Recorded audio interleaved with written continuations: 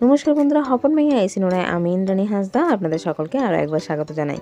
আজকে একটা রেসিপি নিয়ে আপনাদের কাছে হাজির হয়েছি। তো ভিডিওটা স্কিপ না করে প্রথম থেকে শেষ অবধি দেখবেন, আর ভালো লাগলে অবশ্যই কমেন্ট করবেন।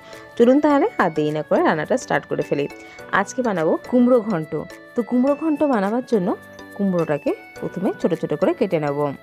আর এই বীজগুলো ফেলবো না, এই বীজগুলো রোদের মধ্যে শুকিয়ে ভেজে খেতে খুবই সুস্বাদু লাগে।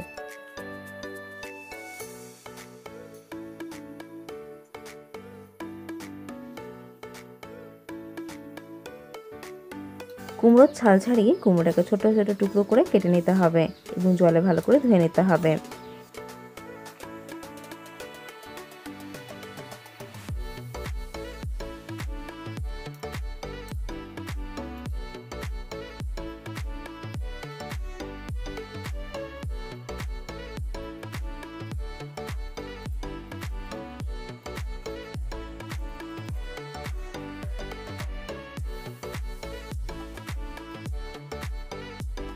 এরপর কড়াইয়ে সরষের তেল দিতে হবে।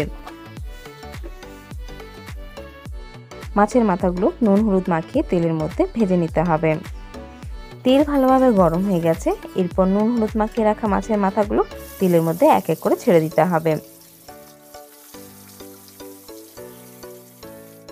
এক পিসটা ভাজা হয়ে গেলে অপর পিসটাকেও উল্টে দিতে হবে।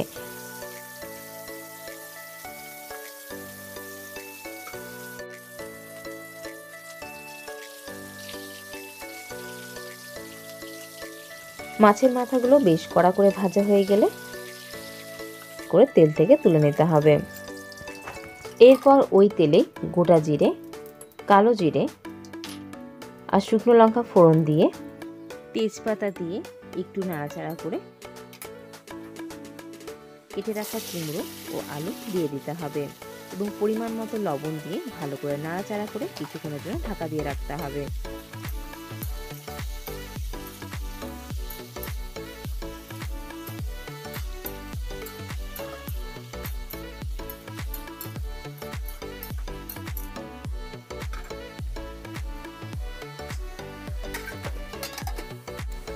কিছুক্ষণ পর ঢাকনা তুলে কুমড়ো থেকে অতিরিক্ত জল বেরিয়ে এলে একটু নাড়াচাড়া করে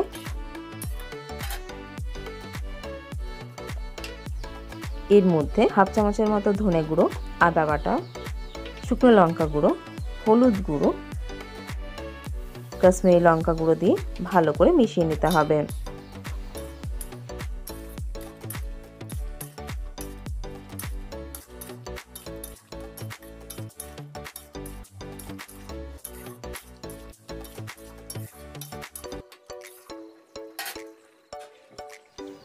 কিছুক্ষণ ভাজার পর ভেজে রাখা মাছের মাথাগুলো অল্প একটু থেতো করে কুমড়োর মধ্যে দিয়ে দিতে হবে এবং ভালো করে মিশিয়ে নিতে হবে।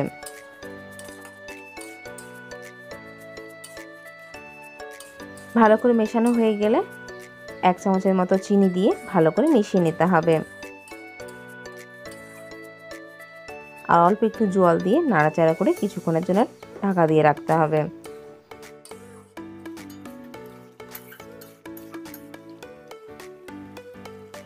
উপর থেকে ধনেপাতা কুচি ছড়িয়ে নাড়াচাড়া করলেই রেডি আমাদের কুমড়ো ঘন্ট। তো আজকের এই কুমড়ো ঘন্ট রেসিপিটি কীরকম লাগলো অবশ্যই কমেন্ট বক্সে গিয়ে কমেন্ট করে জানাবেন। আর যারাই আমার চ্যানেলে প্রথমবার এসেছেন প্লিজ আমার চ্যানেলটাকে সাবস্ক্রাইব করে পাশে থাকা বেল আইকনকে অন করে দেবেন। যখন নতুন নতুন ভিডিও ছাড়বো নোটিফিকেশন পেয়ে যাবেন। তাহলে আজকের ভিডিওটা এখানেই শেষ করলাম। আবার দেখা হবে নেক্সট ভিডিওতে। সকলে ভালো থাকবেন, সুস্থ থাকবেন, আবার দেখা হবে।